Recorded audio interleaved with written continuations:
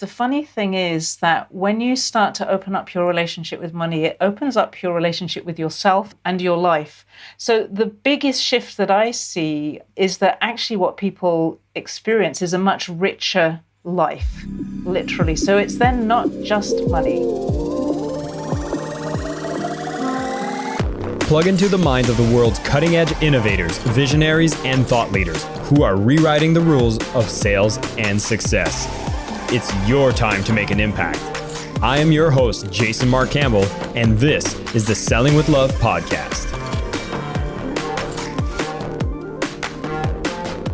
Hi there, listeners of the Selling with Love podcast. This is your host, Jason Mark Campbell.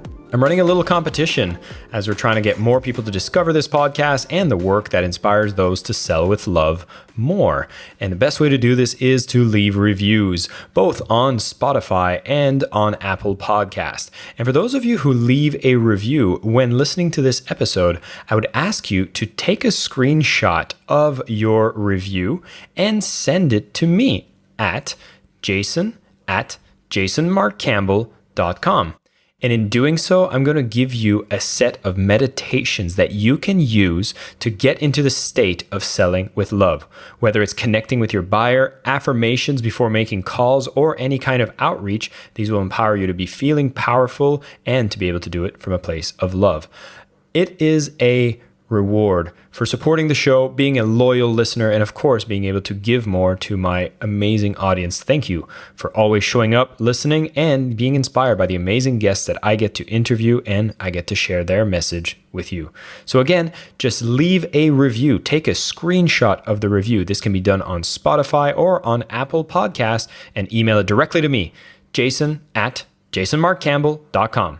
Thank you. And now let's get started with our episode. Hi, everybody. This is Jason Mark Campbell. Welcome back to the Selling with Love podcast. I'm so excited today because the guest that I'm bringing on is relaunching a new edition of her book, which is Love Money, Money Loves You. So we're going to be talking about this, and you'll all get a chance to go into the link in the show notes. There's going to be a bonus there where you can get a copy of this book, which has just released in a new edition. More bonus material, amazing insights coming up. Now, the author is Sarah McCrum, and she's a teacher coach who helps people transform their relationships with money. That's right. This is the episode where we're going to the root of all evil. Or are we supposed to change that relationship? I really hope we do, because what happens is a lot of us have struggles in sales, especially when we get to the part where money is involved. And so I'm so excited to have Sarah join me today, where we're going to go and see what's going on behind the curtains and really unmask what's going on. Sarah, thank you so much for being here, and congratulations on the re-release of your book. Thanks very much, Jason. It's great to be here. Now, I feel like I've touched a note there, which I'm something you've probably heard before, and it's probably something that you really want to change people's opinion on, and it needs to be changed in our beliefs, which is this statement, money being the root of all evil. What the hell's going on there? That is a very big and a very important question. I'm going to just share a little bit about the context of the answer I'm going to give, because otherwise it might sound a bit strange. I had an experience 11 years ago where I found myself writing messages from money. That might sound odd to some people. To some people, maybe it sounds quite normal, but that's just literally what happened. I was journaling.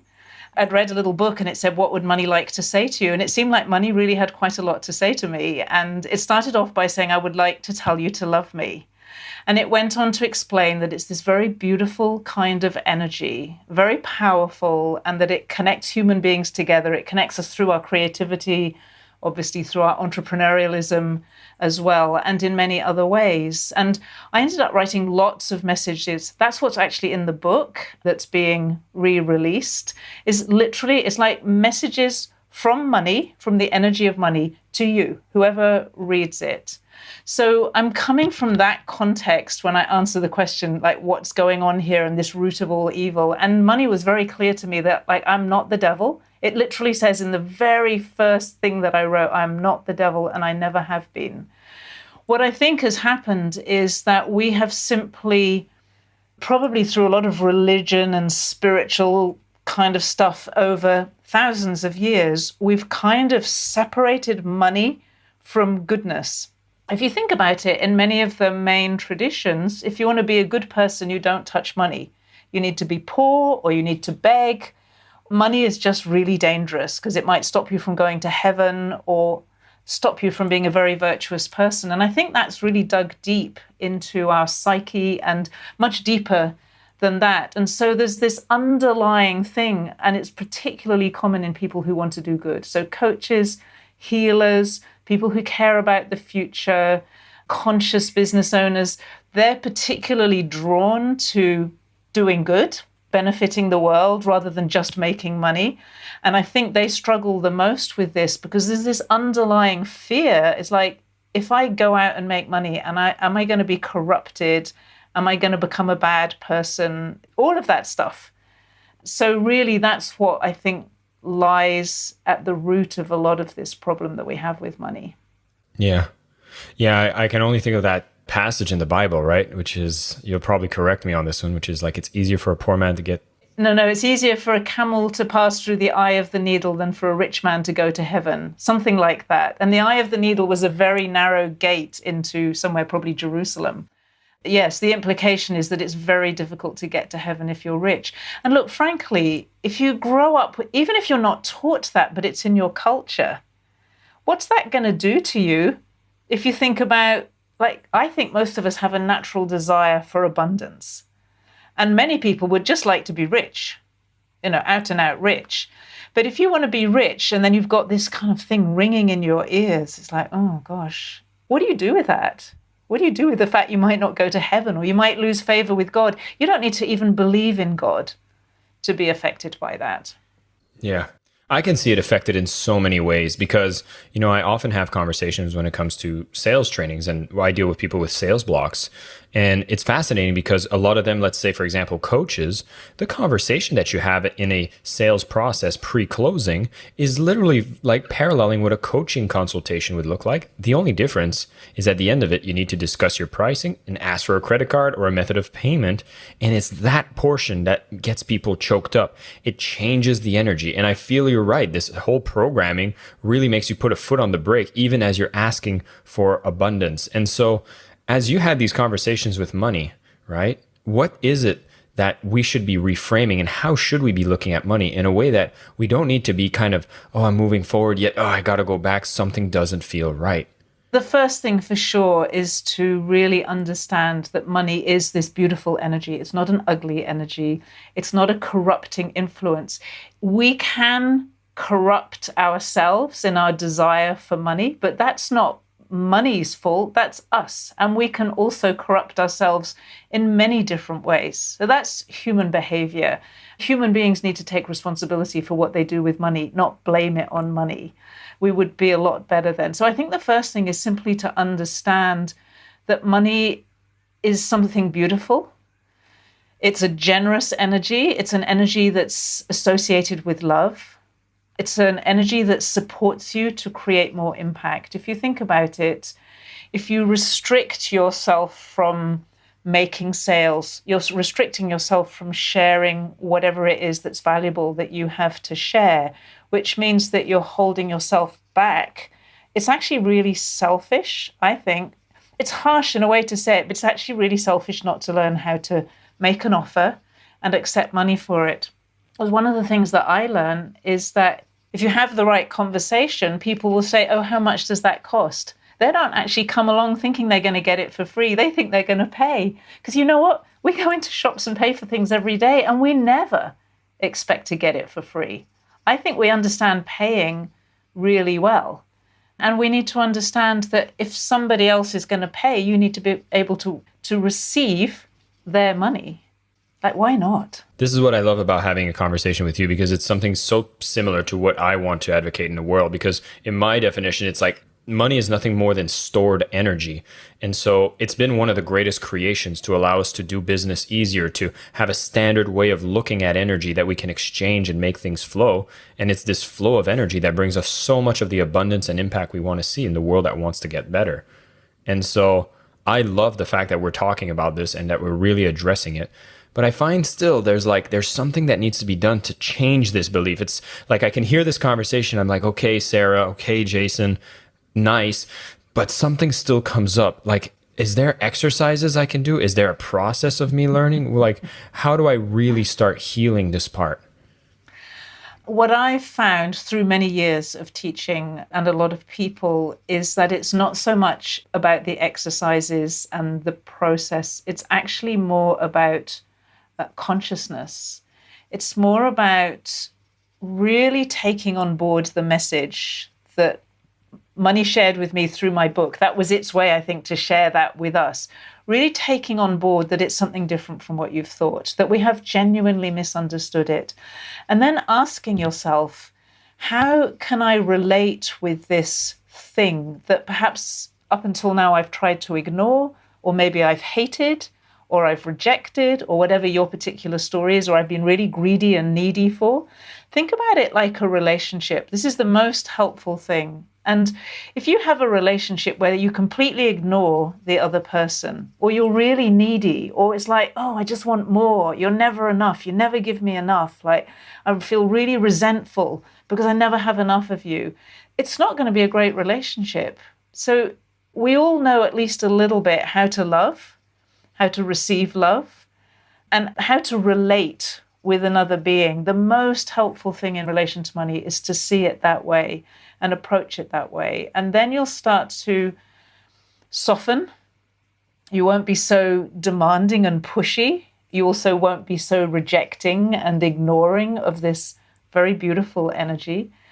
And that's the beginning of the change. It takes deep relationship skills, I think, to create a really healthy, lifelong relationship with money. It's going to probably go longer than a marriage. Yeah. Yeah, it's so funny. As you're speaking of this, you answered a couple questions already, which is for the example of someone that doesn't have money blocks, but they're just wanting it. They're like, I love money, I want money, but it still doesn't come to me. Why? I'm making my affirmations. I'm manifesting. I'm doing all the things that I'm hearing, yet I'm still struggling. And it sounds to me like this parallels very much like an anxious bonding in a relationship with money. Is that what's going on here? Yeah, definitely that's part of it. And money, what it communicated to me is that we need to relax and enjoy. So there's a kind of anxiety that goes with what you're talking about, and like constantly focusing on it. And again, you can imagine if you're the focus of somebody in a relationship and they're so needy of you, it's really uncomfortable to be on the other side.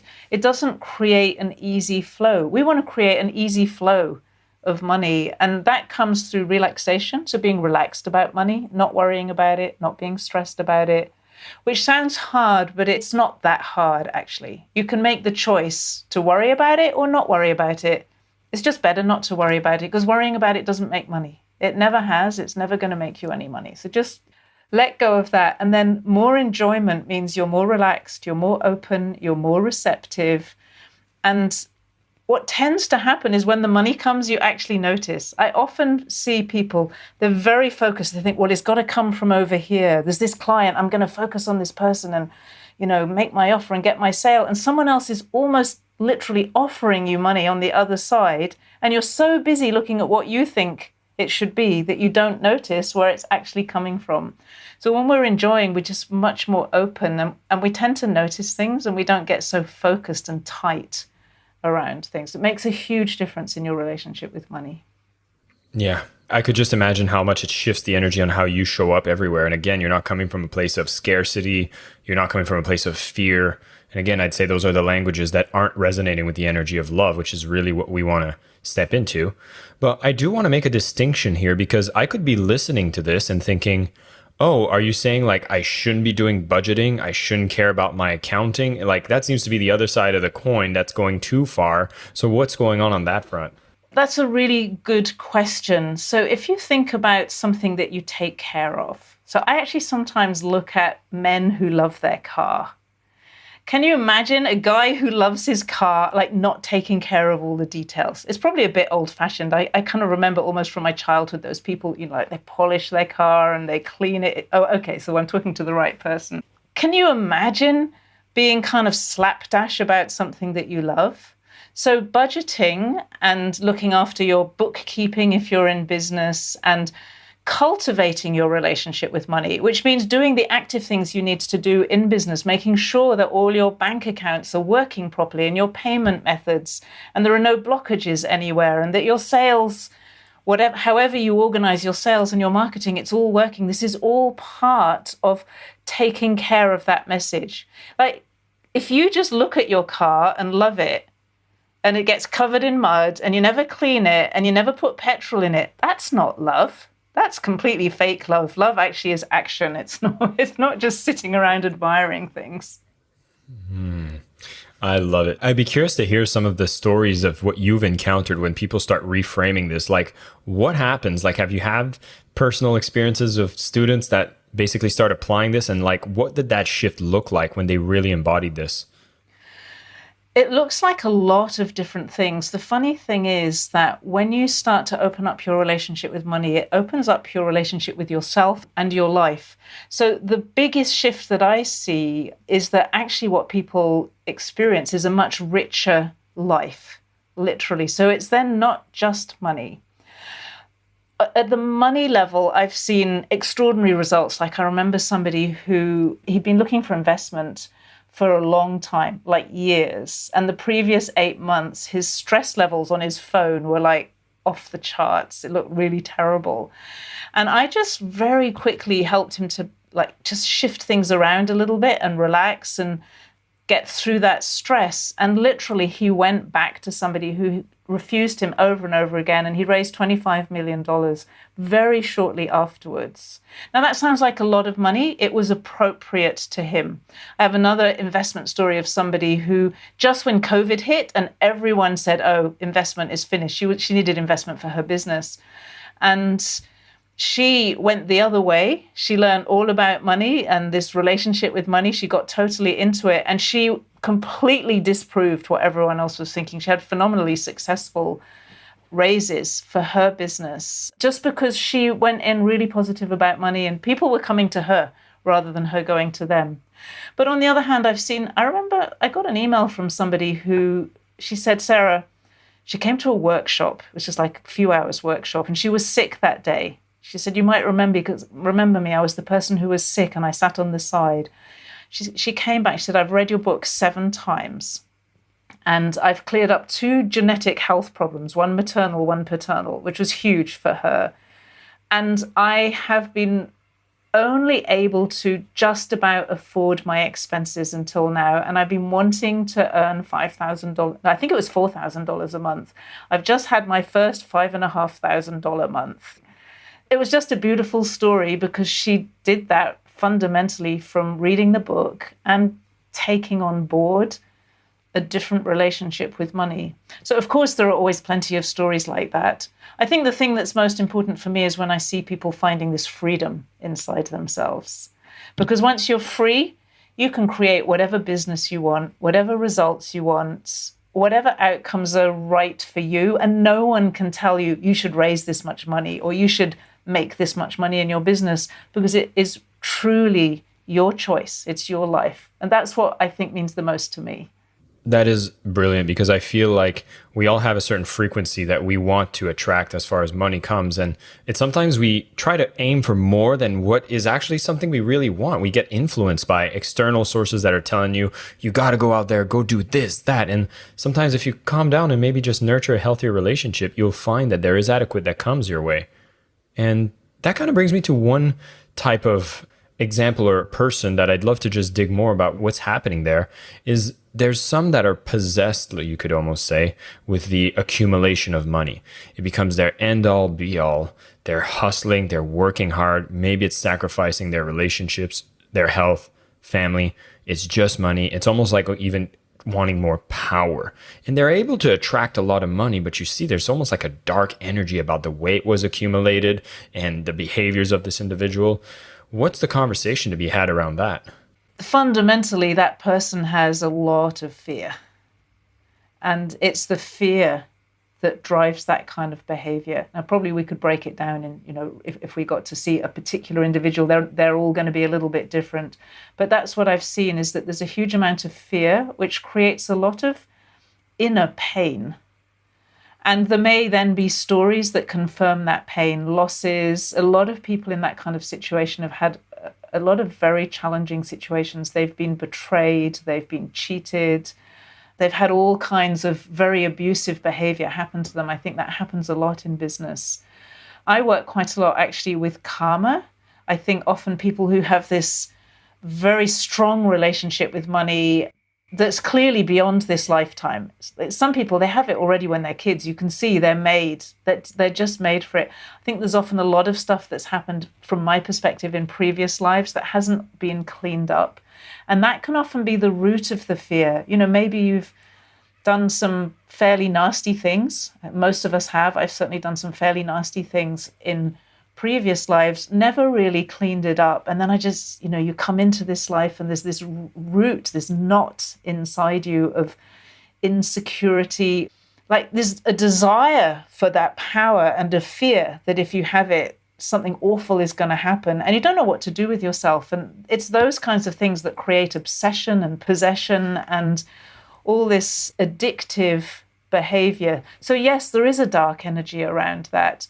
And I think that's one of the important things with my book is that when you understand that money is an energy of love, you can't operate from fear anymore. Like you have to start making different decisions because you see through your own stories, your own delusions.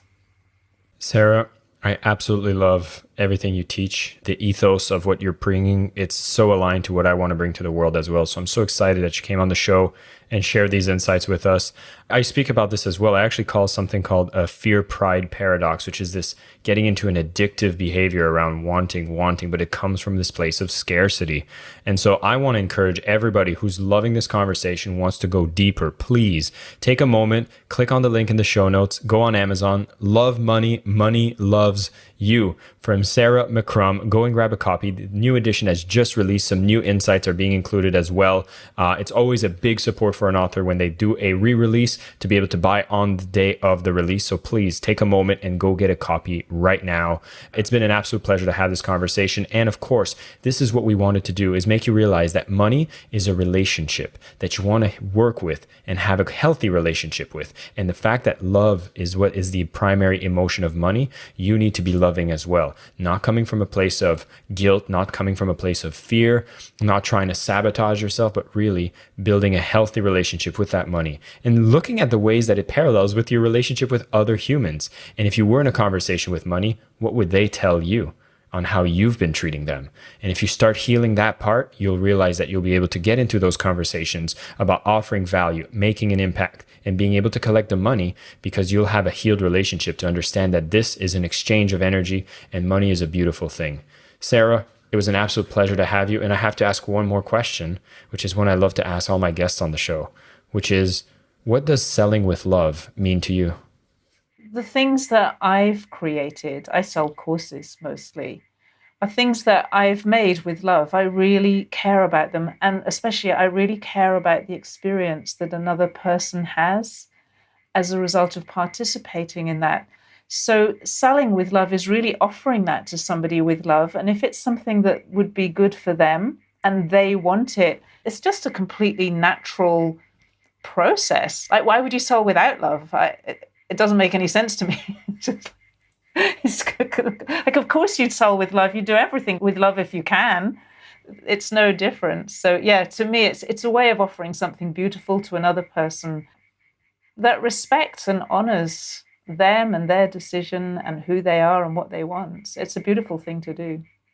Sarah, absolutely love it. Thank you so much for coming on the show. And for everybody tuning in, thanks for coming back. We will see you on a future episode of Selling with Love. And of course, go out there and keep coming from a place of love where that relationship is with sales and or money. Thank you so much. I am your host, Jason Mark Campbell, and this is the Selling with Love podcast.